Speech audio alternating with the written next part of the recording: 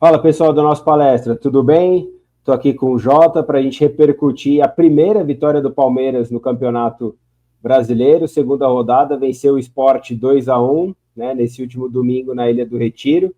Mas antes de mais nada, peço para que você deixe o like no vídeo, né, compartilhe, assine o nosso palestra, seja membro do nosso palestra, tem todas as informações aí na descrição, né, para fazer o nosso palestra cada vez mais forte com a ajuda de vocês. Mas, Jota, quem ainda não mostrou muita força em 2025 é o Palmeiras. Né? O Abel poupou alguns jogadores por conta da semana desgastante, né? Da vitória na Libertadores, viagem para o Peru na última quinta-feira, mas a semana termina com resultados. E para, como o Abel falava anteriormente, a importância de você ganhar para recuperar a confiança. O Palmeiras tem uma semana de estreia na Libertadores com vitória fora de casa e tem a primeira vitória no campeonato brasileiro também fora de casa, em um campeonato que começa sem os visitantes, né, terem um bom desempenho longe de casa. Então isso é importante para quem pensa em ser campeão, mas de certa forma a gente já chega a um quarto da temporada e o Palmeiras ainda não apresenta um bom futebol, né? E aí, pessoal, eu não estou acostumado a não dar boa noite, boa tarde ou bom dia, mas a princípio isso é um bom dia, porque vocês vão começar a ver de manhã. Então, sejam bem-vindos ao nosso palestra. Se puderem, por favor, se inscrevam. Cara, eu tenho uma tese que eu falo para vocês sempre aqui, quando a gente está debatendo em live, que é o valor da rodada. O Brasileirão não dá para a gente o direito de entender que a rodada do mês de abril, ela vai ser início de campeonato e vai valer menos do que a rodada de dezembro. São os mesmos 3 pontos. E pensando a longo prazo, estamos em abril. Esse campeonato vai acabar quase no Natal, certo? Então tem um ano inteiro de Brasileirão para a gente disputar. Só que, ao longo desse processo, quais são os times que vão ainda do Retiro, num esporte que acabou de voltar, tá animado, tá empolgado, o estádio vai encher sempre, que vão voltar de lá com um resultado positivo? Historicamente, desde que o mundo é mundo, jogar contra o esporte lá é difícil, mesmo com esportes ruins que a gente já viu. Nunca vou esquecer daquele Palmeiras do Diego Souza que faz um gol antológico na Ilha do Retiro e ganha aquele jogo na marra, no forceps. E apesar dos muitos pesares, e são vários os pesares, a gente vai passar por eles já já, a vitória é grande. A vitória é bem grande. É que assim, a gente não pode se escorar no Vitória Grande. Temos um fato: o Palmeiras foi na Ilha do Retiro, lugar difícil, hostil, complicado, contra um time empolgado e bem treinado, como disse o Abel, e eu concordo, e voltou com 3 pontos. Isso é um fato. O ambiente que circula o fato, que está próximo ao fato, é jogando muito mal, jogando nada. E aí existem fatores que nos levam a entender por que jogamos tão mal. Eu vou tentar expor alguns, a gente vai trocando aqui. Para mim, o número um, o fator mais importante de todos, e não é sobre quem está em campo, não é sobre essa unidade mesclada que foi ao campo dele do Retiro no domingo, e não é sobre titulares que jogaram contra o Corinthians, por exemplo. É sobre sistema. Esse Palmeiras não joga futebol em alto nível já há algum tempo. Eu entendo que, se você olhar com alguma boa vontade, você encontra melhoras nesse Palmeiras que jogou na Libertadores, que trocou de sistema, que jogou com o Fux ali pela direita, fazendo um lateral que atacava com 4 na linha, mas também defendia com 5 às vezes. Mudou. Existem coisas acontecendo, mas é pouco. Então, voltando ao ponto que eu vejo um problema, que eu vejo uma situação que é mais decisiva, primeira vez que o Abel diz a respeito disso, tá? Voltem aí na live do nosso palestra de domingo e vejam a coletiva. Pela primeira vez no ano, o Abel diz que ele vê um problema de dinâmica na camisa 5. Eu também vejo. E ó, faz muito tempo. O Danilo que a gente tinha, que era para mim, um craque, ele tinha uma qualidade do tal do domínio orientado. Domínio orientado, resumindo em termos mais normais, mais nós, do que os termos futebolísticos de hoje, o Danilo dominava a bola com um pé e já saía jogando com o outro, ele encurtava tempo. Ele recebia de costas e já saía jogando, já saía com a bola sob sua posse para achar o passe, para levar a bola. Ele conduzia a bola muito rapidamente. Ele recebia uma bola do zagueiro e tinha a qualidade de receber, tratar ela com carinho e achar a solução e fazer o time funcionar. Hoje, Tem dois caras na 5, o Emiliano e o Aníbal, que não fazem isso. O Emiliano tem um defeito, para mim ainda, que ele pode até evoluir e melhorar, que é, ele apela para o lançamento o tempo inteiro. Ele tem dois jeitos de jogar. Recebe e toca de volta, como se fosse uma parede, a bola bate nele e volta, bate nele e volta, bate nele e volta.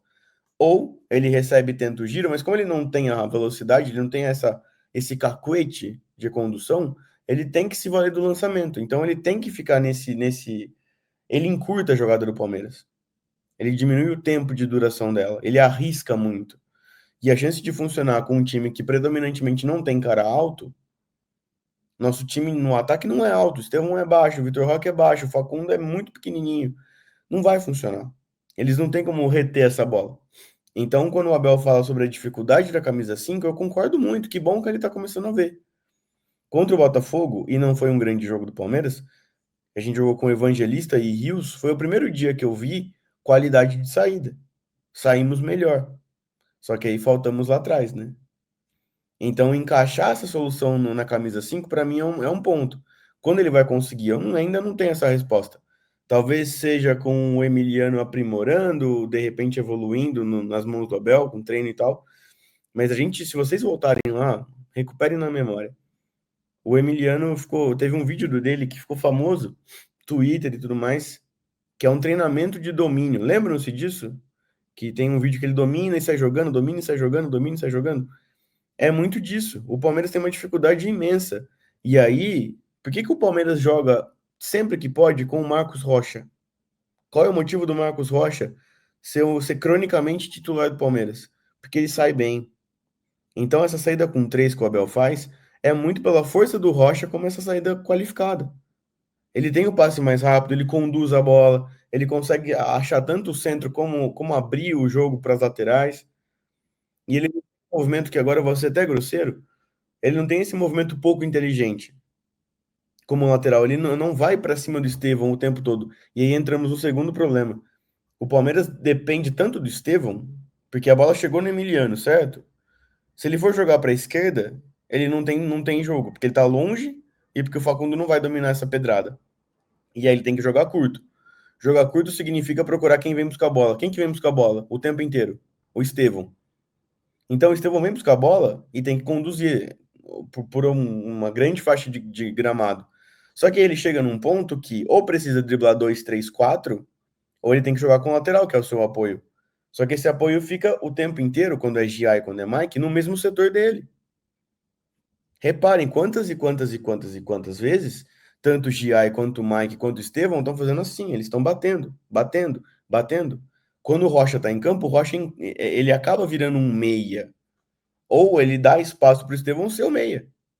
Ele é o extremo lateral, que vai lá embaixo e fica ali conduzindo e dando passe primeiro e fazendo o time jogar, ou ele vai para o meio, para não abarrotar o lado do campo. Então aí tem dois pontos que para mim são muito importantes, essa dependência do Estevão. E nesse jogo contra o Sport tem uma questão que é preocupante e até engraçada, que é o Palmeiras rodando bola e procurando o Estevão, com o Estevão no banco. Chega a ser constrangedor. O Palmeiras rodava a bola e girava para a esquerda, para a direita, no caso. Cadê o Estevão? E o Estevão estava sentadinho no banco. Então é tão dramática a situação de costume que hoje não tinha o jogador e a gente procurou por ele. Aí vem, né? Já podemos projetar aqui dramas para daqui um mês e meio, 2.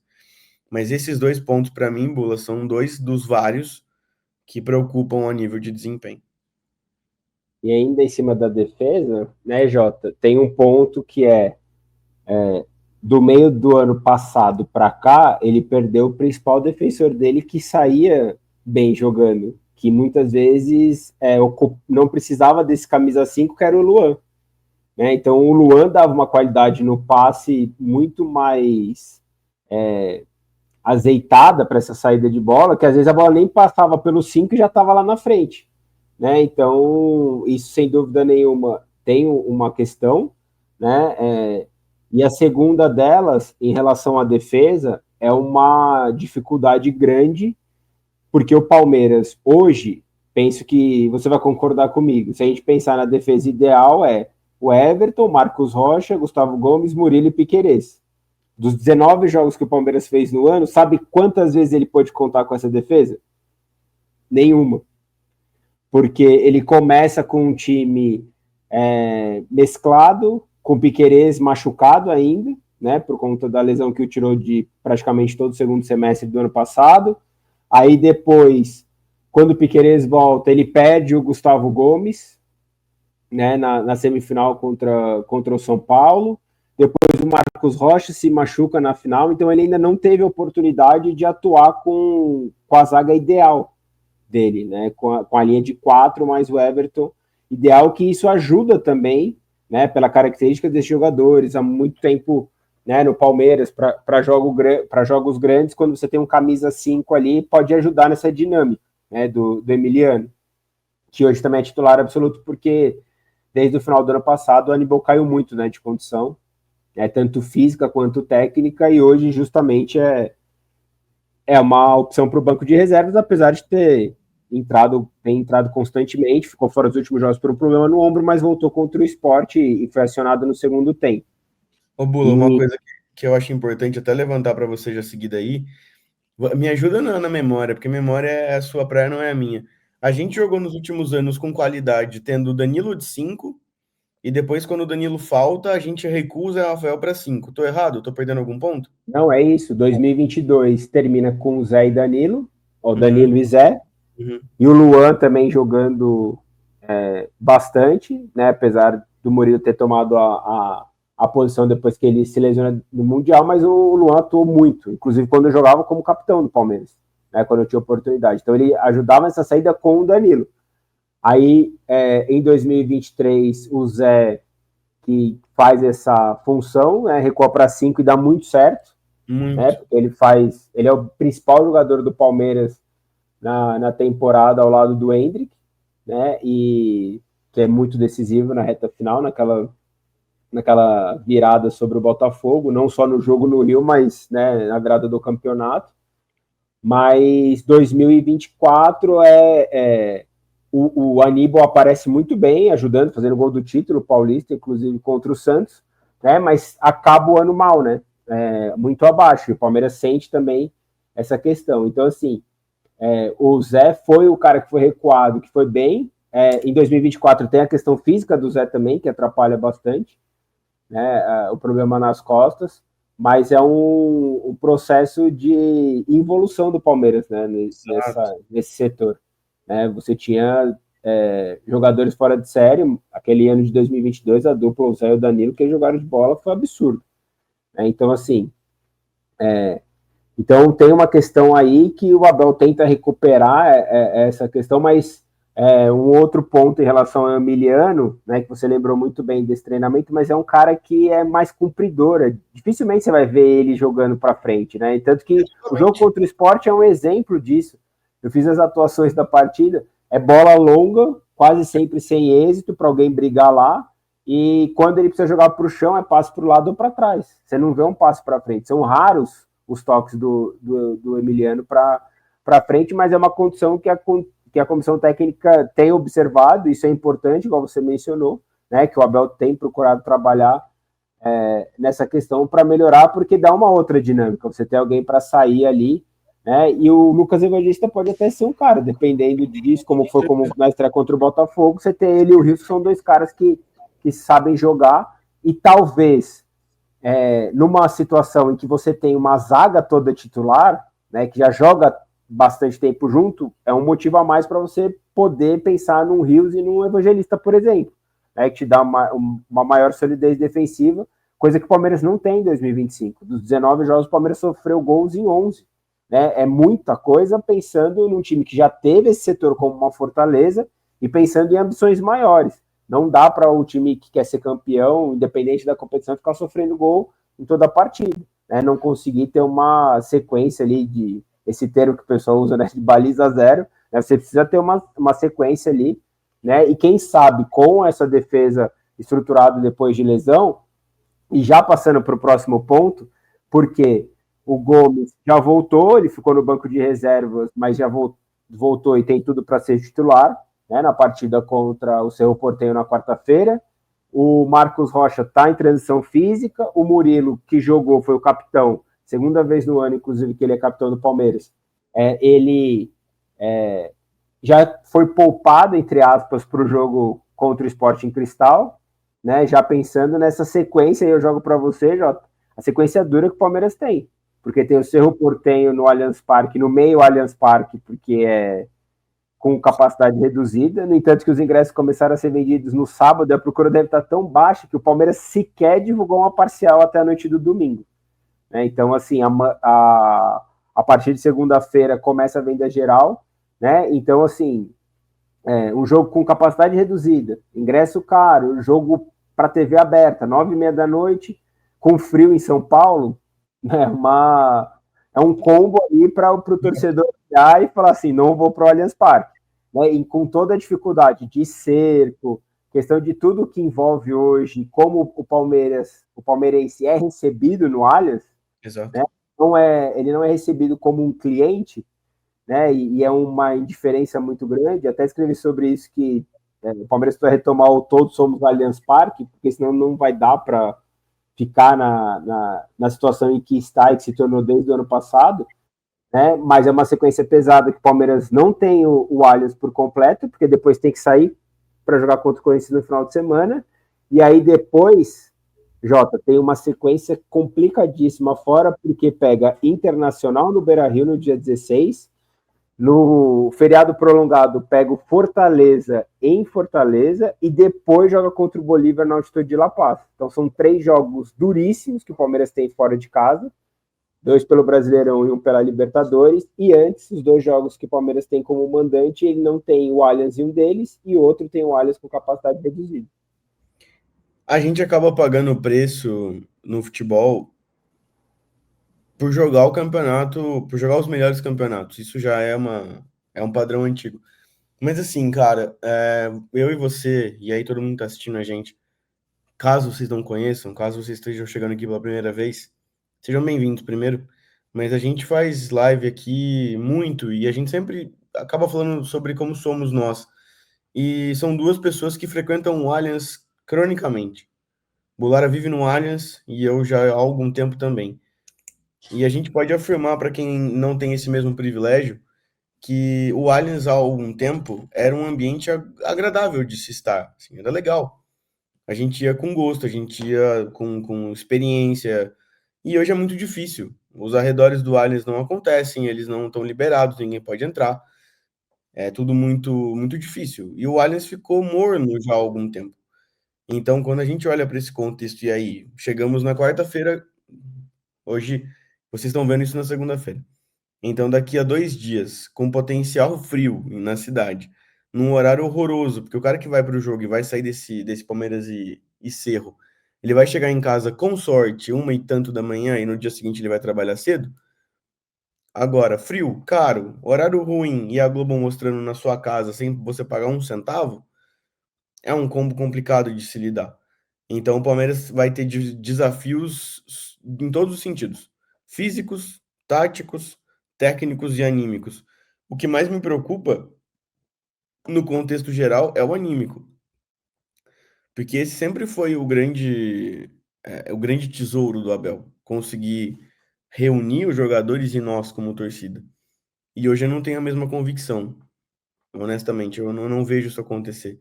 E aí, para os desafios que a tabela apresentam, tanto o Corinthians como o Fortaleza, eu vou ter que ser anacrônico aqui e voltar um pouquinho para falar sobre construção. Qual que é o grande problema desses 2 jogos a nível tático? Tanto o Corinthians como o Fortaleza vão tentar ganhar o jogo no elo mais fraco do Palmeiras. Porque a bola vai sair sem qualidade, como o Bular explicou, ela vai chegar no volante, como eu falei longamente para vocês, ele não vai achar solução, o Veiga ou o meia que tiver escalado vai ter que voltar para poder fazer funcionar, e aí os dois times, tanto Corinthians como Fortaleza, vão estar prontinhos para pressionar essa saída atribulada do Palmeiras e contra-atacar. O gol do Yuri Alberto é exatamente isso. Peguem aí, abram a janela ao lado desse programinha e vejam o gol do Yuri na final do Paulista. É uma saída errada do Palmeiras, que estava em dificuldade, o Rios fica sozinho, sem opção, E aí ele perde a bola, o contra-ataque tá armado, o Yuri Alberto ganha, bota pro meio e faz gol. Então a gente vai lidar com dois times que estão prontinhos ali, armados para jogar exatamente do jeito que o Palmeiras menos tem condições de combater hoje. Isso é preocupante. E aí o efeito casa, efeito sequência, e se sofrer com maus resultados nesses jogos, principalmente o derby. O efeito derby a gente sabe o que é. Perder dois seguidos, no caso três, né? Porque um é uma derrota, o outro é um empate, que é um título do rival, então é uma derrota e meia. E agora uma potencial, um jogo que pode te oferecer uma nova derrota é muito ruim. Esse jogo vai ter que ganhar, seja como for. Não tem muita margem para negócio. Então por isso me preocupa uma sequência e tanto. A gente vai estar aqui para acompanhar de pertinho. Pois é, o Palmeiras veio numa sequência que já não vence 4 derbys, né? Perdeu no final do ano passado no Brasileiro, empatou em casa perdendo o pênalti com o Estevão, depois perde de novo em casa o aberto e empata o jogo que acabou ficando com vice-campeonato com o Veiga perdendo o pênalti. O Palmeiras tem uma semana com 2 jogos em casa, questão do derby é importante, Libertadores também contra o seu, por tudo que envolve o extracampo, né? Dos últimos meses também, desde a Libertadores Sub-20, né? O lamentável caso de racismo com o Luigi.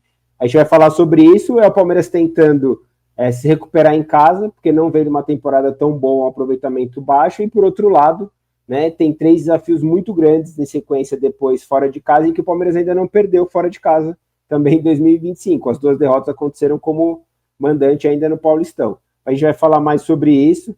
Valeu, Jota, boa semana para você. Você ainda que não está inscrito no nosso palestra, se inscreva, curta esse vídeo, envie para o pessoal e fique atento às nossas redes sociais, porque tem programação essa semana com tardezinha, corujão, pós-jogo na quarta-feira, tem muita coisa para rolar e derby no final de semana que vem. Abraço, Jota, abraço, pessoal.